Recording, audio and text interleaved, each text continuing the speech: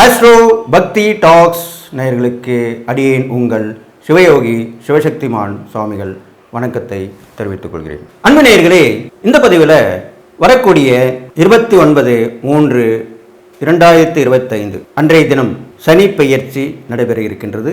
திருக்கணித பிரகாரம் சனி பெயர்ச்சி என்பது 2.5 ஆண்டு காலம் பொறுத்து வரக்கூடிய ஒரு விஷயம். அதை மக்கள் அனைவரும் ரொம்ப எதிர்பார்ப்போடு இருப்பாங்க. எந்த பயிற்சியை விட சனி பயிற்சி தான் ரொம்ப எதிர்பார்த்திருப்பாங்க. நீண்ட காலமாக இருக்கக்கூடிய பயிற்சி அதுவே தான் ஆகும். அப்படிப்பட்ட அந்த சனி பகவானுடைய பயிற்சி இந்த தடவை மிகுந்த விசேஷமாக சொல்லப்படுகிற அளவிலே இருக்க போகிறது. ஏனென்றால் இது நாள் வரைக்கும் சனி பகவான் கும்பராசியிலே தன்னுடைய சொந்த வீட்டிலே இருந்து பயிற்சி ஆகும் பொழுது மீனராசிக்கு பயிற்சி ஆகிறார். மீனராசி என்பது குருவோடைய வீடு. குரு அவருக்கு பகை கிடையாது, நட்பு தான். அதன் பிரகாரம் அன்றைய தினம் சனிக்கிழமை வருவதும் மிகுந்த விசேஷமான பலனை தரக்கூடியதாக இருக்கும். அன்றைய தினம் உத்திரட்டாதி நட்சத்திரம் வருகிறது. அதுவும் சனியோட நட்சத்திரம் தான். இது மேலும் சனிக்கு பகவானுக்கு வலுவை கொடுக்கிறது. அவர் மீனராசியில் இருந்து கொண்டு 3, 7, 10 ஆகிய இடங்களை பார்வையிடப் போகிறார். அது வரிசையாக ரிஷபம், கன்னி, தனுசு இந்த 3 ராசிகளுமே தான் இருக்கும் இடத்திலிருந்து பார்க்க போகிறார். அவ்வாறு இருக்கும் பொழுது இந்த சனி பகவான் மீனராசிக்கு வந்த பிறகு என்னென்ன பலன்கள் ஏற்பட போகின்றது என்பதை பொது பலன்களாக இப்பொழுது பார்க்க இருக்கும். சனி பகவான் மந்தகதியிலே இயங்கக்கூடியவர். அவர் எப்பொழுதுமே ஒரு பயிற்சியாக ஒரு ராசியில் வந்து அமர்ந்த பிறகு சுமார் 6 மாத காலத்திற்கு அப்போதான் அவருடைய முழு பலனையும் கொடுப்பார்.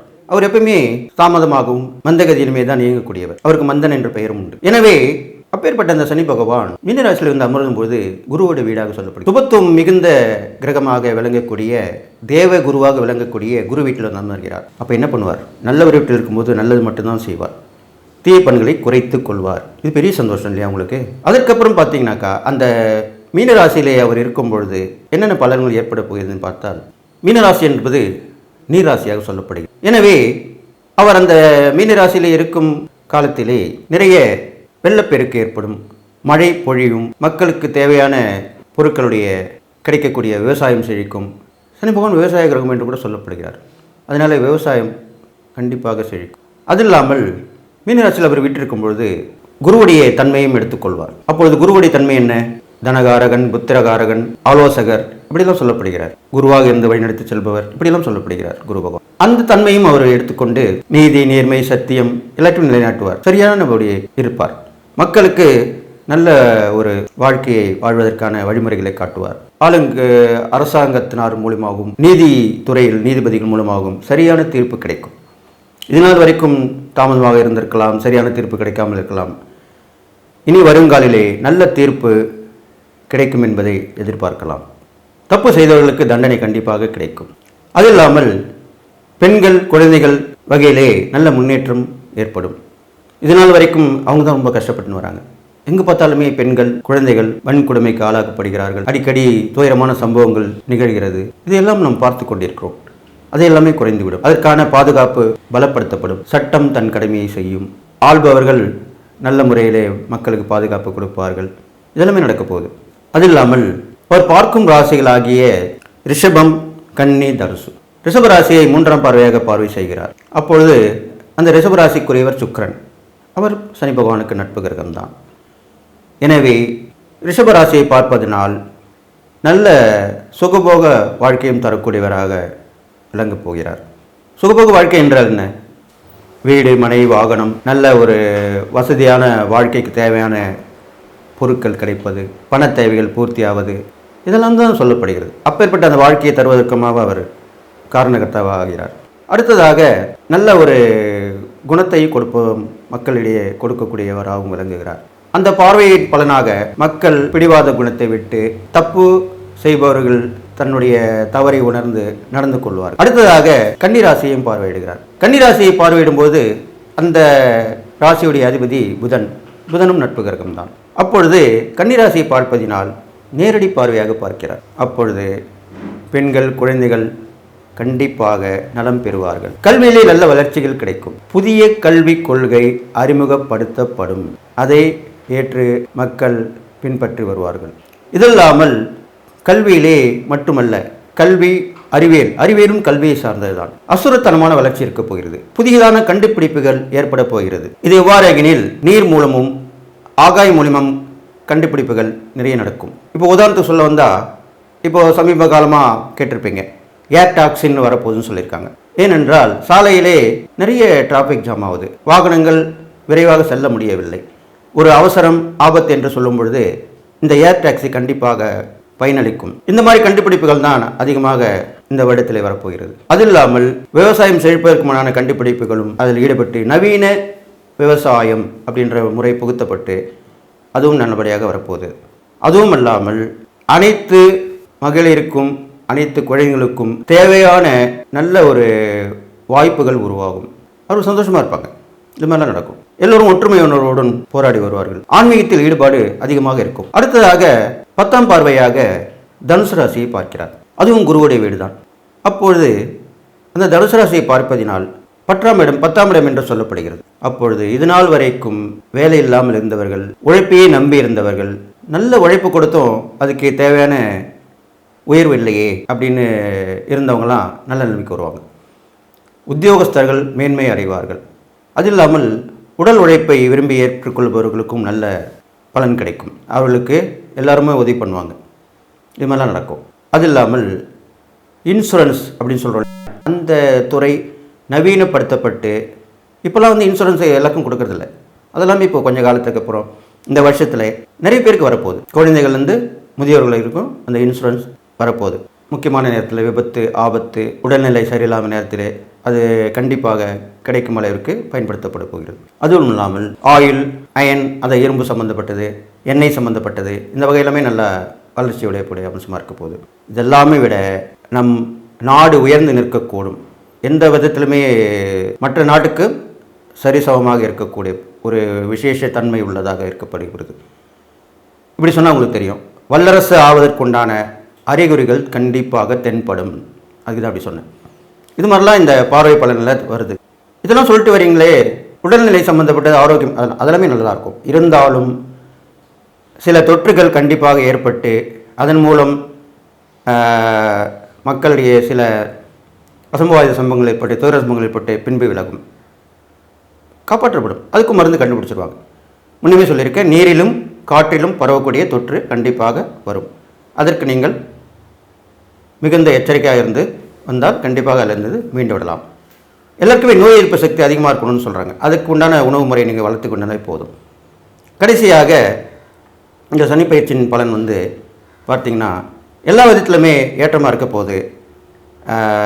கடுமையாக உழைக்கிறவங்க, போராடுறவங்க, நல்லா கேட்டுங்க, போராடுபவர்களும் உழைப்பவர்களும் நல்ல நிலையில் இருக்க போகிறார்கள் இந்த வருடத்தில், இந்த சனிப்பயிற்சி நேரத்தில் என்று சொல்லி எல்லாருக்கும் எல்லா நலமும் பெற்று வாழணும்னு சொல்லி வாழ்த்தி இந்த சனிப்பயிற்சி பலன் பொது பலனை எதிர்ப்புடன் நிறைவு செய்கிறேன். அடுத்ததாக 12 ராசிகளுக்கு உண்டான சனிப்பயிற்சி பலனை சொல்லப் போகிறேன். அதை நீங்கள் கவனமாக கேட்டு எல்லா நலமும் பெற்று வாழணும்னு சொல்லி வாழ்த்தி இப்பொழுது ஒவ்வொரு ராசிக்கு உண்டான பலனை சொல்லப் போகிறேன். நன்றி, வணக்கம். மேசராசி அன்பர்களே, உங்களுக்கு இந்த சனிப்பயிற்சியாலே ஏற்படக்கூடிய பலாத்மனங்களை இப்போ சொல்ல போகிறேன். உங்கள் ராசிக்கு 12ஆம் இடத்துல சனி பகவான் தான் வந்திருக்கிறார். அதே போல் அவருடைய பார்வை பெறும் இடங்கள் பார்த்திங்கன்னா உங்கள் ராசிக்கு 2, 6, 9 இந்த 3 இடங்களையும் பார்க்கிறார். இதனால் என்னென்ன பலன்கள் ஏற்பட போதான் இப்போ சொல்ல போகிறேன். இதை நீங்கள் கவனமாக கேட்டு நடந்துக்கிட்டிங்கன்னா கெடுபலன் கொஞ்சம் நற்பலன் தான் உங்களுக்கு ஏற்படும். நல்ல நிலைமையில் இருப்பீங்க. நல்வாழ்வு வாழ்வைகள் அப்படின்னு சொல்லிட்டு மேசராசிக்காரங்களுக்கு இந்த சனி பகவான் 12ஆம் இடத்துல வந்திருக்கிறனால 7.5 சனி ஆரம்பமாகிறது என்று சொல்வார்கள். அது உண்மைதான். அதுக்கு பயப்பட வேண்டாம். எப்பொழுதுமே 7.5 சனி ஒரு ராசினருக்கு, ஒரு ஜாதகருக்கு வருகிறது என்றால் அதிலே பயப்படுவதற்கு ஒன்றுமில்லை. சில பேர் மரண பயத்தோடு இருப்பாங்க, என்ன ஆகுமோ ஏதோ அப்படின்னா ஒன்றும் பயப்பட வேண்டாம். 12ஆம் இடத்துல வரும்போது அந்த 12ஆம் இடத்துக்கு உண்டான பலனை தான் அவர் கொடுப்பார். 12ஆம் இடம் என்பது மோட்சஸ்தானம், விரயஸ்தானம், தாம்பத்திய அன்வனித்தை கொடுக்கக்கூடிய இடம், வெளியூர் வெளிநாடு செல்லக்கூடிய வாசம் சம்மந்தப்பட்ட பேசக்கூடிய இடம், இது மாதிரிலாம் சொல்லப்படுது. போக்குவரத்து அது கூட சொல்லலாம். அதில் அப்பொழுது இந்த வகையில் இருக்கக்கூடிய விஷயங்கள் தான் கொஞ்சம் குறைவாக இருக்கும், அவ்வளோதான். ஏன்னா 12ஆம் இடத்து சனி பகவான் அவ்வளோ நன்மையை செய்வார்ன்றது எதிர்பார்க்கக்கூடாது. அப்போது என்ன பண்ணணும்னு கேட்டிங்கன்னா, அதுக்கு முன்னாடி நீங்கள் செலவுகளை குறைச்சி கொண்டு சேமிப்பை வளர்த்துக்கணும். வீண் செலவு செய்யக்கூடாது. இதுதான் முக்கியமான விஷயம். எப்பவுமே ஏழரை செய்ய ஆரம்பித்தாலே வீண் செலவு செய்யக்கூடாது. அடுத்ததாக குடும்பத்தை விட்டு சில பேருக்கு பிரியக்கூடிய சூழ்நிலை வரும். அந்த பிரிவை நீங்கள் ஒரு வெளியூர் வெளிநாடு வாசமாக ஆக்கிக்கணும். அப்படி தான் பண்ணிட்டு வரணும். சண்டை சச்சரவு வர்றதுக்கு காரணமே அப்படி வெளியில் போகக்கூடிய அம்சம்தான். அப்போது தாம்பத்திய அனுபவத்தை நீங்கள் கடைப்பிடிச்சு வரணும். கணவன் மணி மட்டும் இல்லை, பங்குதாரர்கள், கூட்டாளிகள் இவங்களாமே கூட இந்த காலகட்டத்தில் அதிகமாக வாக்குவாதம் செய்யாமல், ஒருவரை ஒருவர் விமர்சனம் செய்யாமல், ஒருவருக்கொருவர் விட்டு கொடுத்து போவது நல்லது. கண்டிப்பாக வெளியூர் வெளிநாடு பயணம் கண்டிப்பாக ஆகும் மேசராசிக்காரர்களுக்கு. அதுக்குண்டான முயற்சியில் நீங்கள் இறங்கலாம். இது இல்லாமல் வண்டி வாகனங்களிலே போகும் பொழுதும் கவனம் தேவை. பொருள் இழப்பு, சிறு சிறு விபத்துகள் ஏற்படுத்த வாய்ப்பு. பெரிய பஸ்ஸு பெருசாக ஆகும்னு ஆகாது, சிறு சிறு விபத்துக்கள் தான் ஏற்படும். அப்போ நீங்கள் அதை தற்காத்து கொள்ள வேண்டும். அது இல்லாமல் அவருடைய பார்வை பெற்ற இடங்களாகிய 2, 6, 9 2ஆம் இடத்தை பார்ப்பதனாலே இதனால் வரைக்கும் உங்களுக்கு நல்ல வருமானம் சம்மந்தப்பட்டது கொடுக்காமல் எல்லாமே நல்லதாக இருந்தது. இனி வரும் காலங்களிலே வருமானம் குறைவாக இருக்கும். அதை பெருக்கிக் கொள்ளக்கூடிய வழிகளில் இறங்கணும். உழைக்கணும். முன்னாடியே சொல்லியிருக்கேன், சனி பயிற்சியில் உழைக்கணும், போராடணும். இந்த ரெண்டுமே செய்யணும் கண்டிப்பாக. அப்போது நீங்கள் அதுக்கு உண்டான முயற்சியில் இறங்கணும். கொடுக்கல் வாங்கலில் சரியாக இருந்துக்கணும். நீங்கள் சொல்லக்கூடிய வாக்கு கரெக்டாக இருக்கணும். சனி பகவானுக்கு அதுதான் பிடிக்கும். இது பணம் வாங்குறீங்கன்னா இந்த தேதியில் கொடுக்குறேன்னு சொல்லணும். அந்த தேதியில் கொடுத்துடணும். எந்த வேலை எது இருந்தாலும், எந்த விஷயம், எந்த பிரச்சனைக்கு பணம் வைத்திருந்தால் கூட அதை நிறுத்திட்டு இதை கொடுத்துடணும். அப்போ பிரச்சனை வராது, சண்டை சச்சரவு வராது, கோர்ட்டு கேஸ்னு போக மாட்டீங்க. அதே மாதிரி உங்களுக்கு கொடுக்குறது, நீங்களும் மற்றவங்களுக்கு கொடுக்குறது இருந்தாலும் அப்படி கொடுத்து வாங்கிக்கலாம். அது இல்லாமல் குடும்பத்தில் ஒரு எல்லாராலையும் வெறுக்கக்கூடிய ஒரு சூழ்நிலை வரக்கூடிய அமைப்பாக இருக்க போகுது. அப்போ எப்படி நடந்துக்கணும்? நீங்கள் முன்னாடியே தெரிஞ்சுக்கிட்டீங்க. அப்போ என்ன பண்ணுவீங்க? எல்லோடையும் அன்பாக இருப்பீங்க. யாராவது எதை பேசினா கூட சரி ஓகே அப்படின்வீங்க. ஒரு ஸ்மைல் பண்ணுங்கள், அந்த இடத்த விட்டு போயிடுங்க. எல்லாமே உங்கள் உறவினர்கள் தானே. உறவினர்கள், நண்பர்கள். நேரம் சரியில்லை போது நம்ம அதை பயன்படுத்தி அங்கேருந்து இடத்தை விட்டு அகன்று விட வேண்டும், அல்லது மௌனம் காட்பது. இதெல்லாமே சிறப்பு தான். இப்படி பண்ணணும். அது இல்லாமல் கல்வியிலும் சற்று மந்த நிலை காணப்படும். அப்போ என்ன பண்ணணும்? டியூஷன் வச்சு படிக்க வைக்கணும் பசங்களுக்கு. சப்ஜெக்ட் எதாவது போயிருந்தால் அதை எழுதி பாஸ் பண்ணணும். இதெல்லாமே செஞ்சுட்டு வரணும். அடுத்ததாக அவர் 6ஆம் இடத்தை பார்ப்பதினாலே கடன் கொஞ்சம் பெருக தான் செய்யும். அப்போ ஒரு கடன் வாங்கி ஒரு கடன் கொடுக்கக்கூடிய சூழ்நிலை கண்டிப்பாக வரும். அதை பற்றி நீங்கள் பயப்பட வேண்டாம். நல்ல நேரம் வரும்போது கண்டிப்பாக அது கடன் அடையத்தானே செய்ய போகிறது. கடன் எல்லாருக்குமே தானே இருக்குது. இந்திய நாடே கடன் வாங்கி தானே நடந்து கொண்டிருக்கு. அதனால் பயப்பட வேண்டியதில்லை. அது ஒரு அவமானப்படக்கூடிய விஷயம் அல்ல. நம்ம திருப்பி கொடுத்துட்டோம்னா அந்த கடன் போயிட போகுது, அதுக்கப்புறம் இல்லை. அப்போது கடன் வாங்கி கடன் கொடுக்கலாம். பெரும்பாலும் கடன் வாங்காமல் இருக்கிறது இன்னும் விசேஷம். எதிரிகள் தொல்லை நேரடியாக மறைமுகமாக இருக்கும். மறைமுகமாக பண்ணுவாங்க, செய்வாங்க. அதுக்கேற்ற மாதிரி நீங்கள் நடந்துக்கணும். அப்போ என்ன பண்ணணும்? விழிப்புணர்வோடு இருக்கணும். எங்கே வெளியே போனாலும் வந்தாலும் எந்த ஒரு விஷயம் செஞ்சாலும் சொல்லக்கூடாது யார்கிட்டையும்.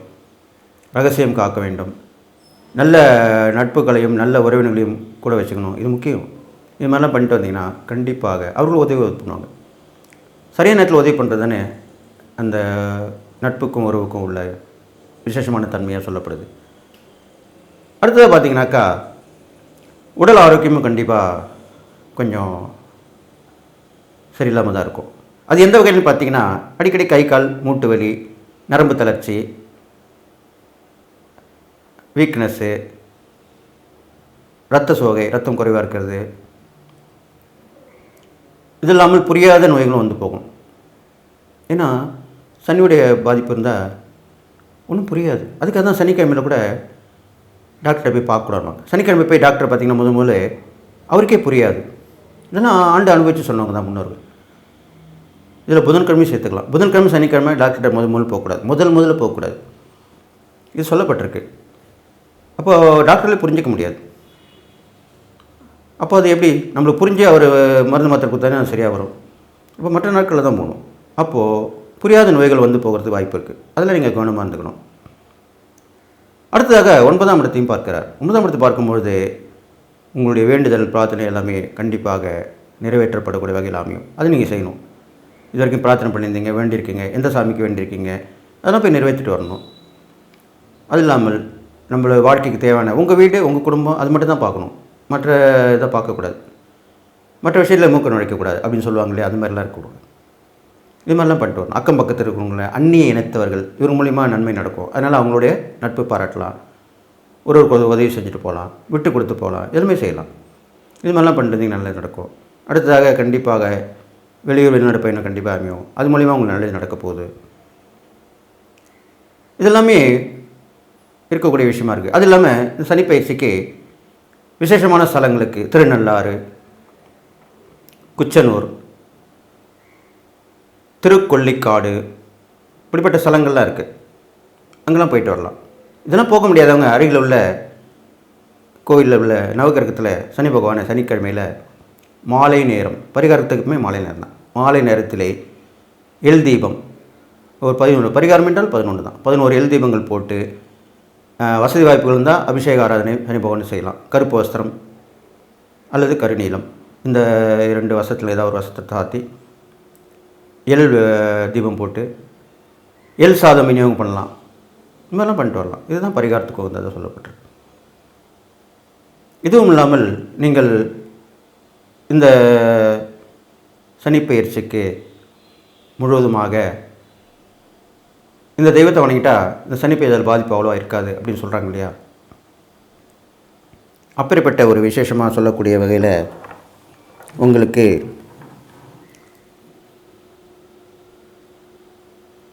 சுவாமிமலை, சுவாமிநாத பெருமான், முருகப்பெருமான், நீங்கள் மேஷராசிங்களா ராசி செவ்வாய், அந்த சுவாமிமலையில் இருக்கிற சுவாமிநாத சுவாமி அப்படின்ற விளங்கக்கூடிய அந்த முருகரை வழிபட்டு வரலாம். ஒரு முறை வழிபட்டு வரலாம், இல்லை மாதந்தோறும் போயிட்டு வரலாம். நீங்கள் அருகாமையில் இருந்தாக்கா செவ்வாய், கிருத்திகை, சஷ்டி, விசாகம் இந்த நாட்களில் போயிட்டு வரலாம். இதெல்லாம் போயிட்டு வரலாம். இது இல்லாமல் தினமும் விநாயகரை வழிபடுவது, வியாழக்கிழமை சனிக்கிழமை ஆஞ்சநேயரை வழிபடுவது, இதெல்லாமே சனிக்கு உண்டான பிரீத்தியாக சொல்லப்படுது. இதெல்லாம் பண்ணிட்டு வரலாம். பெரும்பாலும் தான தர்மம் என்று பார்க்கும் பொழுது மாற்றுத்திறனாளிகள், அதாவது உடல் ஊனமுற்றோர் சொல்லியா, அவங்கள மாற்றுத்திறனாளி சொல்கிறாங்க, இப்போ அழைக்கப்பட்டு வரார்கள். அந்த மாற்றுத்திறனாளிகளுக்கு உங்களால் முடிந்த தான தர்மம் செய்ய வேண்டும். பெரும்பாலும் வஸ்திர தானம் செய்யலாம், அல்லது கை கால் ஊனமுள்ளவர்களுக்கு அந்த கைத்தடி வாங்கி கொடுக்கலாம், அதுக்கு தேவையான உபகரண பொருட்கள், உணவு கொடுக்கலாம், நீர் கொடுக்கலாம். ஒவ்வொரு சனிக்கிழமையில் ஒவ்வொரு மதமாக செய்யலாம். அவர்கள் வசதிக்கேற்ப கண்டிப்பாக செய்து வரலாம். பெரும்பாலும் சனியோட பிரீத்தி என்பது நீங்கள் கோயிலுக்கும் போக வேணாம், தானதரம் பண்ண வேணாம் அப்படின்னு நீங்கள் நினச்சிங்கன்னா உங்களுடைய மனம் தூய்மையாக இருந்தாலே போதும். உண்மை, நீதி, நேர்மை, சத்தியம் இது தவறாக வாழ்ந்தாலே அந்த சனி பயிற்சி கண்டிப்பாக நல்லது செய்யும். அதனால் என்னுடைய இந்த அனுபவத்தால் ஆராய்ச்சியாலும் சொல்லப்பட்டிருக்க விஷயத்தை உங்களுக்கு சொல்லியிருக்கேன். அதனால் சனி பகவானுடைய தன்மைக்கு ஏற்ப நீங்கள் வாழ்ந்து வந்தீங்கனாலே எந்த பரிகாரமும் செய்ய வேணாம், எந்த கோயிலுக்கும் போக வேணாம். இப்போ அப்படி தான் நிறைய பேர் கேட்குறாங்க, இந்த கோயில் போனால் தான் நடக்குமா, இந்த பரிகாரம் பண்ணால் தான் நடக்குமா அப்படின்லாம், இந்த தானம் பண்ணால் தான் நடக்குமான்றாங்க. அவர்களுக்கு தான் இந்த பதில். எனவே இந்த மேஷராசிக்காரர்களுக்கு இந்த சனி பயிற்சியுடைய பலாபலங்களை சொல்லியிருக்கிறேன். அவர்கள் இதை கவனமாக கேட்டு நடந்து எல்லா நலமும் வளம் பெற்று வாழணும் சொல்லி வாழ்த்தி விடைபெறுகிறேன். நன்றி, வணக்கம். ரிஷபராசி நேயர்களே, இந்த சனி பயிற்சியை பலன் பார்க்கும் பொழுது உங்களுக்கு சனி பகவான் உங்களுடைய ராசிக்கு 11ஆம் இடத்திலே வந்து அமர்ந்திருக்கிறார், அமரப்போகிறார். அந்த 11ஆம் இடத்துல இருந்து 1, 5, 8 இந்த 3 இடங்களையும் பார்க்கிறார். அப்பொழுது என்ன பலாபலன் ஏற்பட போகுது, அதுக்குண்டான இறை வழிபாடு என்ன, தான தர்மங்கள் என்ன, அதை பற்றி நம்ம சொல்லப்போம். பொதுவாகவே 11ஆம் இடத்திலே சனி பகவான் வந்து அமர்வது மிகுந்த விசேஷத்தை கொடுக்கக்கூடியது. உங்களுக்கு இந்த வருடம் மிக மிக நன்றாக இருக்கும். சனி பகவானுடைய அருள் உங்களுக்கு கண்டிப்பாக கிடைக்கும். எப்பொழுதுமே 11ஆம் இடத்திலே வந்து அமரக்கூடிய கிரகங்கள் சுப கிரகங்களாகட்டும் பாப கிரகங்களாகட்டும் நன்மை தான் செய்யும் என்பது ஜோதிட விதி. அந்த வகையிலே இந்த ரிஷபராசிக்காரர்களுக்கு சனி பகவான் நல்லது மட்டுமே செய்ய போகிறார். நல்ல லாபகரமான போக்கு உங்களுக்கு கிடைக்கப் போகிறது. இதனால் வரைக்கும் விழுந்து விழுந்து உழைக்கிறேன், உத்தியோகம் பண்ணுறேன், ஒரு இன்க்ரிமெண்ட் இல்லை, ஒரு இன்சென்டிவ் இல்லை, இப்படிலாம் ஏங்கி தவிச்சிருப்பீங்க. அப்படிப்பட்ட உங்களுக்கு சரியான முறையிலே உங்கள் உழைப்புக்கேற்ற ஊதியம் கிடைக்கும், இன்க்ரிமெண்ட் கிடைக்கும், உங்களுடைய உழைப்பை பாராட்டி இன்சென்டிவ் கிடைக்கும், எல்லாமே கிடைக்கும்.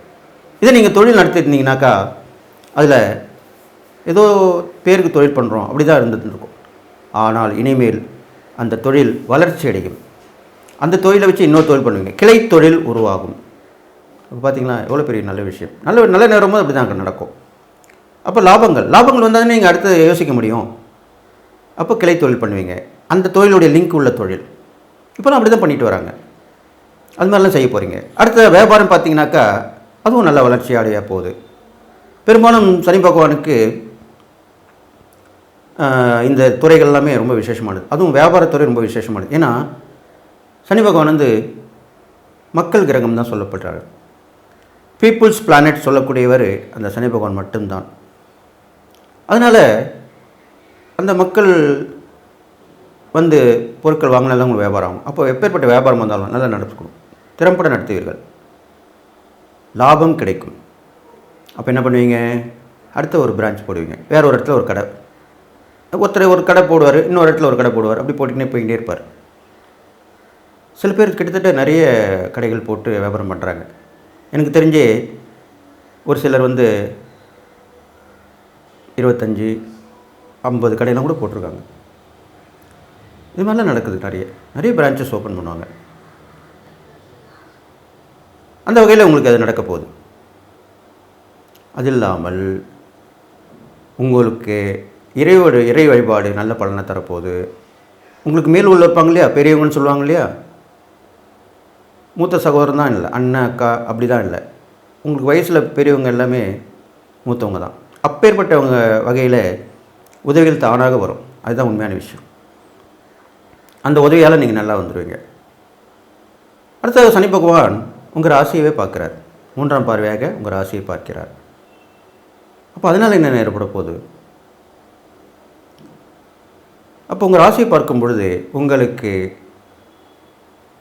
ஒரு ஊக்கமான குணம் ஏற்படும், நல்ல குணங்கள் ஏற்படும்.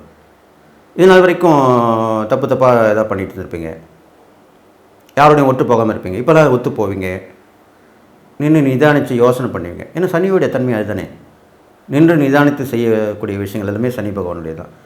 அப்போ இனிமேல் வந்து நல்ல ஒரு எங்கே நம்ம தப்பு பண்ணணும் அப்படின்னு சொல்லி கண்டுபிடிச்சி அதை சரி பண்ணுவீங்க. அப்போது நேர்மறை எண்ணங்கள் தான் வந்து உங்களுக்கு அதிகமாக சேரும், எதிர்மறை எண்ணங்கள் போய்விடும். அது இல்லாமல் உங்களுக்கு வரக்கூடிய நியாயமான உதவிகள் கண்டிப்பாக கிடைக்கும். இதெல்லாம் கிடைக்க போகுது. அரசாங்கத்தோடைய உதவி கிடைக்கும். அரசியலில் இருப்பவங்க கண்டிப்பாக முன்னேற்றம் அடைவீர்கள், கண்டிப்பாக முன்னேற்றம் அடைவீர்கள், வளர்ச்சி அடைவீர்கள், வாழ்ந்து காட்டுவீர்கள். இது கண்டிப்பாக நடக்கும். சினிமா துறையிலும் அப்படி தான் இருக்கும். இது இல்லாமல் சமூக நலத்துறைகளுக்கு ரொம்ப கண்டிப்பாக நல்லது நடக்கும். அவங்க இன்னும் நல்லா பிரபலமாவாங்க, மக்கள் மனிதர் இடம் பிடிப்பாங்க. இது மாதிரி நடக்க போகுது. தொண்டு நிறுவனங்கள் இது மாதிரிலாம் நடக்கும். ட்ரஸ்ட்டு வச்சு நடத்துகிறவங்க எல்லாமே நல்ல ஒரு வளர்ச்சியை கொடுக்கக்கூடியவங்களாக இருக்க போகிறோம். அடுத்தது உங்கள் ராசிக்கு 5ஆம் இடத்தை பார்க்கறனால புத்திர பாக்கியம் கிடைக்கும். புத்திர புத்தின் வளர்ச்சி நல்லதாக இருக்கும். உங்களுடைய எண்ணங்கள் பூர்த்தி ஆகும். சிறு சிறு பிரயாணங்கள் ஏற்படும். அது மூலிமா நல்ல விஷயங்கள் நடக்கும்.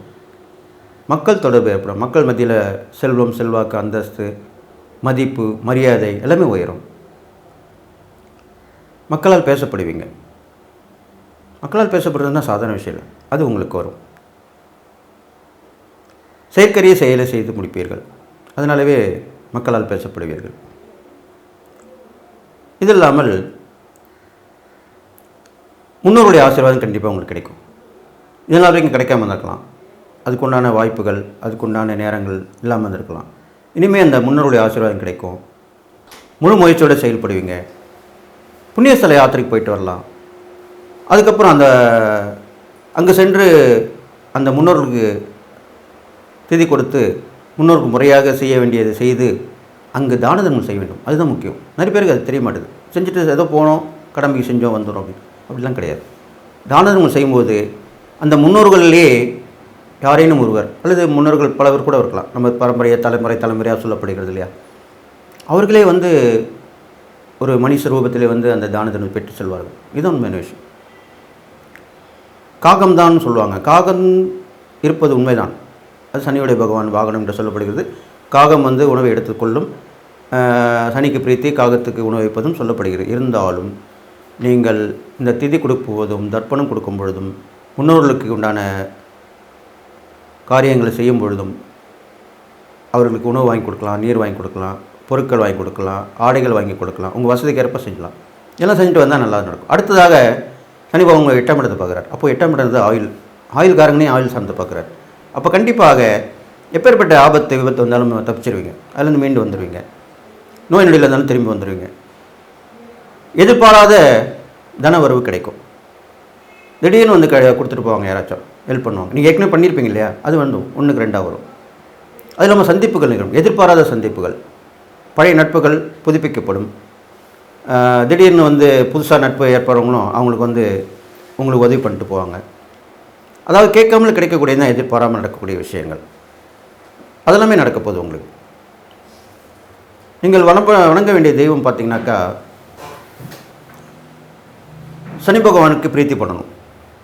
சனி பகவானுக்கு மாலை நேரத்தில் 11 எல் தீபம் போட்டு அபிஷேகாராதனை பண்ணலாம், வசதி இருந்தால். இல்லைன்னா எல் தீபம் போட்டு விளக்கேற்றிட்டு அர்ச்சனை செய்துவிட்டு மாற்றுத்திறனாளிகளுக்கு உதவி தான தர்மம் பண்ணிட்டு வரணும். இதுதான் சனியோட பிரீத்தி. இது இல்லாமல் விநாயகர் வழிபாடு வைத்துக்கொள்ளலாம். விநாயகருக்கு தேங்காய் உடைத்த தையல் விளக்கேட்டு வரலாம், நல்லெண்ணெய் ஊற்றி அருகம்புல் வைத்து வழிபடலாம். ஆஞ்சநேயருக்கு துளசி மாலை சாற்றி வெண்ணெய் காப்பு சாத்தி வெற்றிலை மாலை போட்டு வழிபட்டு வரலாம். இது மாதிரிலாம் பண்ணிட்டு வரலாம். இதுதான் சனிக்கு பிரீத்தி. அது இல்லாமல் சனிக்கு விசேஷமாக ஸ்தலமாக சொல்லப்படக்கூடிய திருநள்ளாறு, குச்சனூர், திருக்கொள்ளிக்காடு இப்படிப்பட்ட ஸ்தலங்களும் போயிட்டு வரலாம். இதெல்லாம் போக முடியாதவர்கள் வீட்டுக்கு அருகாமையில் உள்ள ஆலயத்தில் இருக்கிற நவகிரகத்தில் இருக்கக்கூடிய சனி பகவானுக்கு வழிபாடு செய்து பிரீத்தி பண்ணிக்கலாம். இது மாதிரிலாம் செஞ்சுட்டு வரலாம். இது எல்லாற்றை விட இந்த சனி பயிற்சிக்கு நீங்கள் முக்கியமாக வணங்க வேண்டிய தெய்வம் வேணுகோபால சுவாமி. பெருமாள் தான் அவருடைய பெயர். அது நிறைய பேர் இருக்கு இல்லையா, ஒவ்வொரு தெய்வத்துக்கும் பல பெயர்கள் அவதாரம்னு சொல்லப்படும். அப்பேற்பட்ட அந்த வேணுகோபால சுவாமியை இந்த வருடத்திலே நீங்கள் வணங்கி வர வேண்டும், இந்த சனி பயிற்சி நடக்கக்கூடிய தினத்திலே. அப்பொழுது அவரை வணங்கி வர உங்களுக்கு இதெல்லாமே எதனா ஒன்று விட்டு போயிருந்தால் கூட, நான் சொன்ன இந்த இறை பரிகாரங்கள் தான தர்மங்கள் செய்யாமல் இருந்தால் கூட அந்த வேணுகோபால சுவாமி பிடிச்சிட்டு வணங்கி வந்தீங்கன்னாக்கா அவர் உங்களுக்கு காத்து எல்லா வகையான ஏற்றங்களும் கொடுப்பாரு. இந்த சனி பயிற்சி ஏற்படக்கூடிய தீமைகளை விலக்கி நன்மையை கொடுப்பாரு. இது மாதிரிலாம் பண்ணலாம். சூட்சும பரிகாரம் தான் அப்படி சொல்லப்பட்டிருக்கு. அதை நீங்கள் கண்டுபிடிச்சி வரலாம். இதெல்லாமே இந்த இருக்கும் பலன், பார்வை பலன் நான் சொல்லியிருக்கேன். இதெல்லாம் நீங்கள் கவனமாக இருந்து நிறைவேற்றி வழிபட்டு வந்தீர்களானால், சில பேருக்கு அந்த கேள்விகள் இருக்கும். இறை வழிபாடு பண்ணணுமா, தான தர்மம் பண்ணணுமா, பரிகாரம் பண்ணணும், இதெல்லாம் பண்ணலாம் கூட. அந்த சொல்லக்கூடிய அந்த சூட்சும தெய்வமான அவரை வணங்கலைன்னா கூட சுத்தமான மனதோடு இருந்து வந்த நிலை போதுமானது.